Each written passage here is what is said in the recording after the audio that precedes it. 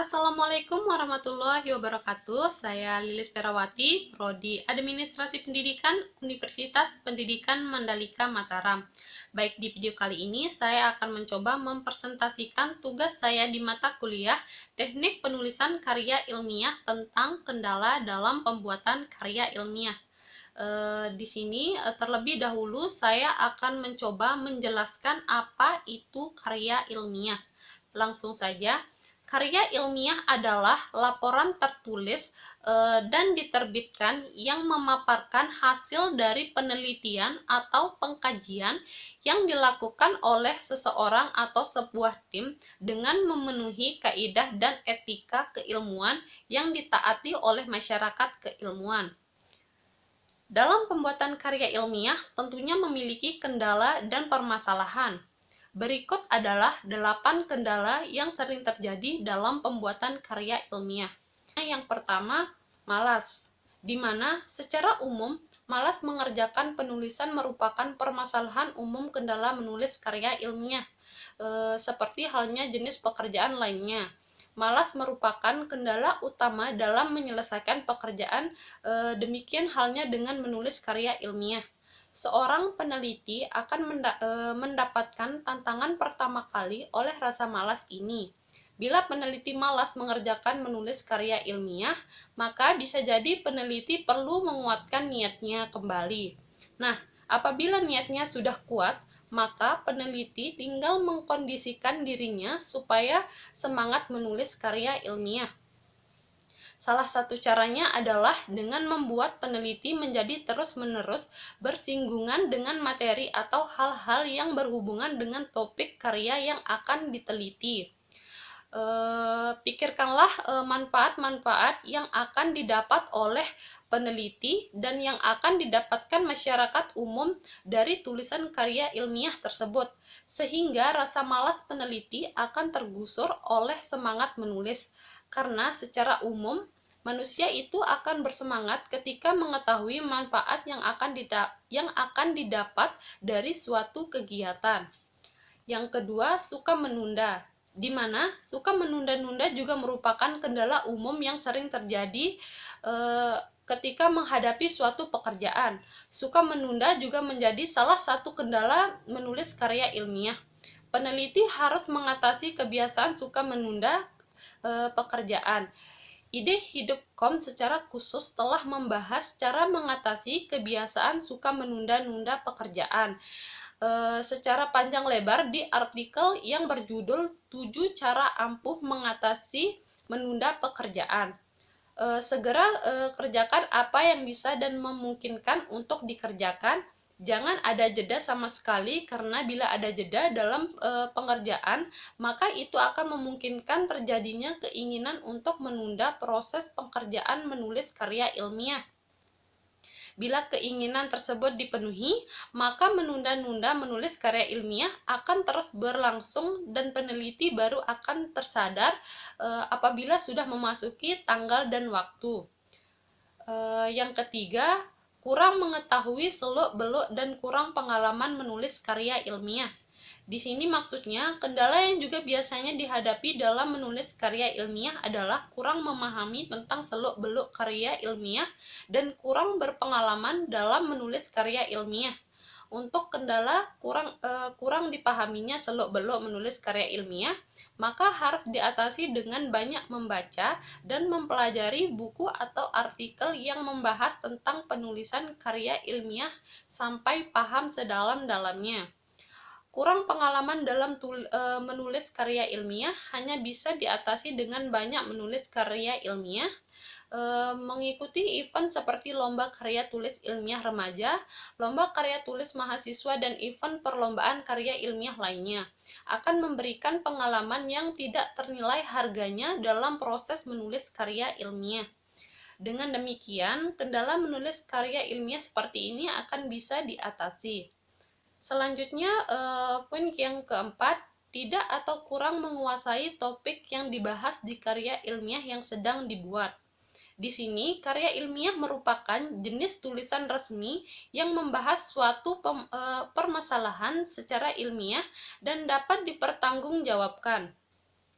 karena karya ilmiah membahas suatu permasalahan tertentu sehingga bila sang penulis tidak menguasai topik yang akan dibahas pada suatu tulisan karya ilmiah, maka tentu saja dia akan mengalami kesulitan atau kendala dalam menulisnya.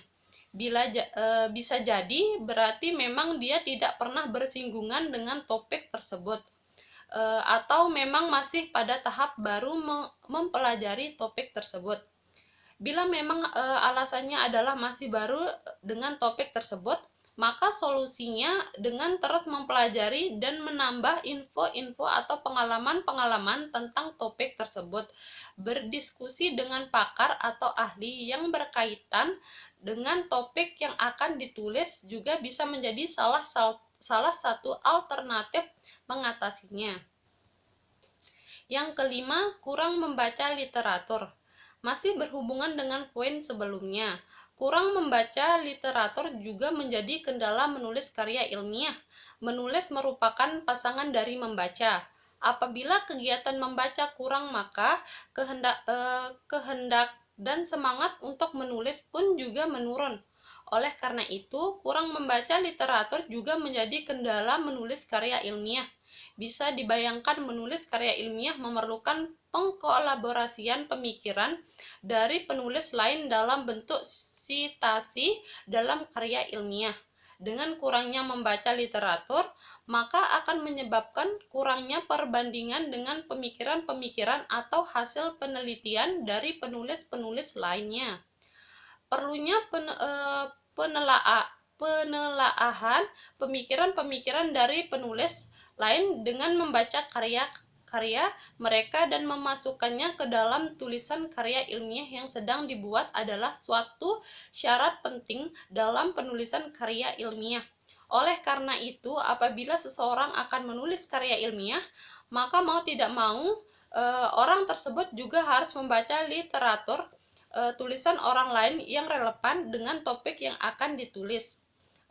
Yang keenam, tidak tersedia literatur yang memadai.